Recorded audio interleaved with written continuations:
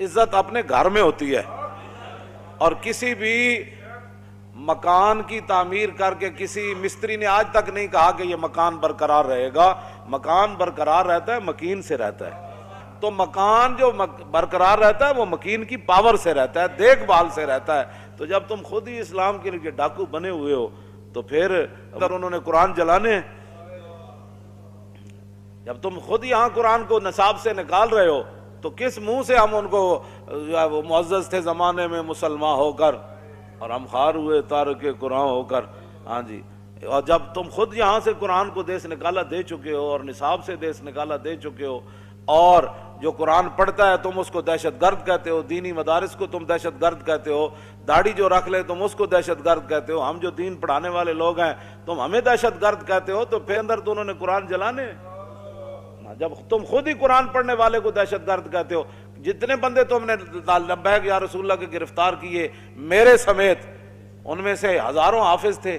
تو جب تم خود حافظوں کو جن کے سینے میں قرآن موجود ہے تم خود ان کو ہتھکڑیاں لگاتے ہو اور ان کو کہتے ہو یہ دہشت گرد ہے، تو پھر کافروں سے کیا امید رکھتے ہو کہ وہ قرآن کی تعظیم کریں گے؟ تو اب جب تم نے صاحب قرآن کی تعظیم نہیں کی، حالانکہ رسول اللہ نے 70 لاشیں پڑی تھی میدان احد میں، تو نبی علیہ الصلوۃ والسلام جس صحابی کو حضور پہلے دفنا دیتے نا اٹھا کر، تو اس کا معیار یہی تھا، حضور جس سے پیار کرتے تھے اسی کی شان صحابہ کہتے یہ بڑی شان والے ہیں. تو حضور جس کو اٹھا کر پہلے قبر میں رکھ دیتے صحابہ میں یہ مشہور ہو جاتا کہ یہ سب سے بڑی شان والے ہیں، حضور نے ان کو پہلے قبر میں رکھا. لیکن حضور نے وہاں ایک معیار مقرر فرمایا ایو مخزن للقرآن، فرمایا بتاؤ ان میں سے بڑا قاری اور حافظ کون ہے؟ فیضا اشیر لہو لحد الیہ، جب صحابہ عرض کرتے کہ حضور یہ سب سے بڑے حافظ ہیں، یہ سب سے بڑے قاری ہیں، تو حضور فرماتے ان کو اٹھا کر لاؤ، سب سے پہلے میں ان کو قبر میں رکھوں. تو جب تم نے خود ہی قرآن کی قدر جو ہے وہ نہیں کی. اقبال کیا کہتے ہیں؟ حفظ قرآن عظیم آئین توست، حرف حق را فاش گفتن دین توست. اقبال کہتا ہے یہ تو تیرا کام تھا نا قرآن اٹھا کر. وہ اپنی انگریزی کی کتابیں نہیں جلاتے، قرآن آخر کیوں جلاتے ہیں؟ کیوں جی؟ وہ اپنی گندی باتیں نہیں جلاتے، وہ گندگی کے بھرے ہوئے جناب جن کا باپ کا ماں کا کوئی پتہ نہیں، وہ قرآن کو آخر کیوں جلاتے ہیں؟ اس کا کون ذمہ دار ہے؟ تم ذمہ دار ہو، جو 56 ممالک کے حکمران ہو، تم ذمہ دار ہو. ہاں، تم قرآن کی بے ادبی کروانے کے ذمہ دار ہو، تم اسلام کے مذاق اڑانے کے ذمہ دار ہو. تو ہاڑے اندر جو کوئی دم خم ہوتا کیوں جی؟ نور الدین زنگی نو حضور نے ستیاں جا جگایا مصر چو، اور بھی بڑے حکمران سن. تو اس کی وجہ یہی تھی کہ نور الدین زنگی نے دارالحدیث بنائے تھے.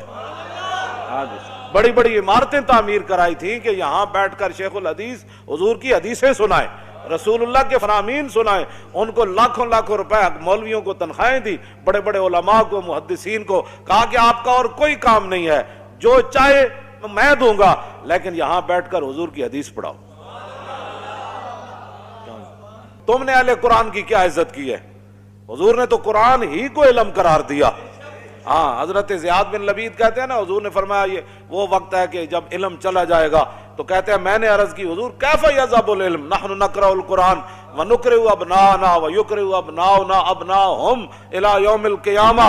حضور قرآن علم کیسے چلا جائے گا؟ پھر آپ کی امت پر زوال آ جائے گا. ہم آپ سے قرآن پڑھتے ہیں، ہم اپنے بچوں کو پڑھائیں گے، ہمارے بچے اپنے بچوں کو پڑھائیں گے، ان کے بچے پھر اپنے بچوں کو پڑھائیں گے الى یوم القیامہ. قیامت تک یہ سلسلہ چلے گا، تو علم کیسے چلا جائے گا؟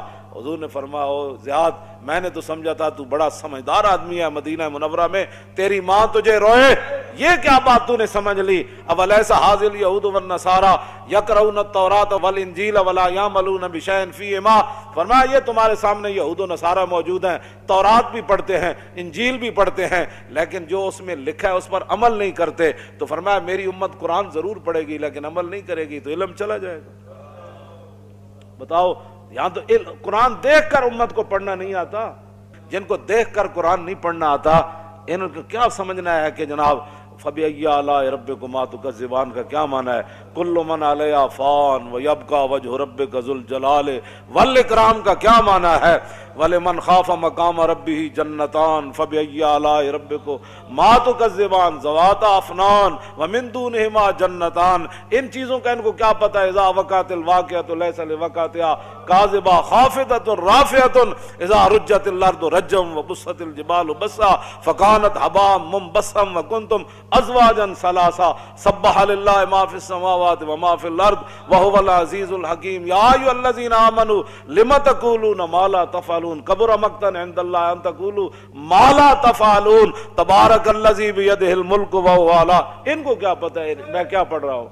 हाँ जी, जब आपने खुद ही कुरान के साथ ऐसे किया तो आप जनाब जी वो चलाते हैं। उन सूरों का इलाज तो आज भी यही है, रसूलुल्लाह की ज़ाहिरी हयात से लेकर क़यामत तक अंग्रेजों का हो या मोदी का हो या बुत मतों का हो, एक ही इलाज है, वो जिहाद फी सबीलिल्लाह है। बस इसके अलावा जितनी मर्जी को मकाले लिखे, क्यों जी 50-50 जिल्दें लिख दे कुरान की ताज़ीम पर, उनको क्या पता है? वो एक ही बोली समझते हैं, वो खालिद बिन वलीद की तलवार को समझते हैं। हाँ, वो एक ही बोली समझते हैं, वो हज़रत काका की शुजाअत को जानते हैं। वो एक ही बोली समझते हैं, हज़रत शुराहबील की गैरत को जानते हैं।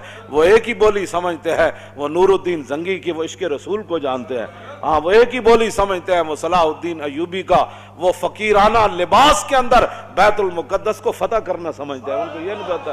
हाँ, उनको इस एक ही बोली का पता है, लेकिन वो बोली तो मुसलमान इकबाल कहता है जो सुरूर हक़ व बातिल के कारज़ार में है, तू जब बेगाना है हर्ब ज़र्ब से तो तुझे क्या पता है। हाँ जी, कहता जेड़ा लुत्फ लड़न ते मरण ते मारन नाल आंदा है ना, इन्नल्लाह अश्तरा मिनल मुमिनीना अनफुसहुम व अम्वालहुम बिअन्ना लहुमुल जन्नह युकातिलून फी सबीलिल्लाह फयक्तुलून व युक्तलून। मुसलमान तो हर मसले में फायदे में है, मर जाए तब भी फायदा, मार दे फिर भी फायदा। ये तो कुरान की नस है, यक्तुलून व युक्तलून। क्यों जी? हाँ जी, लड़ो मर जाओ या मारे जाओ दोनों फायदे। इन्नल्लाह अश्तरा मिनल मुमिनीना अनफुसहुम व अम्वालहुम बिअन्ना लहुमुल जन्नह युकातिलून फी सबीलिल्लाह फयक्तुलून व युक्तलून वादन अलैहि हक्कन फित तौरात वल इंजील वल कुरान। क्यों जी? ये तो हमने वादा कर रखा है पहली किताबों में और कुरान में भी वादा कर रखा है कि जनाब गाजी भी हो उसको भी सवाब मिलेगा, जो शहीद हो जाए उसको भी सवाब मिलेगा। हम मुसलमान तो लेकिन कुरान को तो पढ़ना ही नहीं है ना कुरान। क्यों जी? बयान में नुक्ता तौहीद तो आ सकता है, तेरे दिमाग में बुतखाना हो तो क्या कहिए। क्यों जी? हाँ, वहदहुल्ला शरीक दा माना था तेन समझ कोई ना आया ना, वरना किरतारपुर ते इतना खुश होने की किसी को जरूरत ही कोई नहीं सी। मजीद वीडियोस और अपडेट्स के लिए YouTube पर अल्लामा खादिम Hussain Rizvi official channel subscribe करें और बेल आइकॉन पर भी क्लिक करें।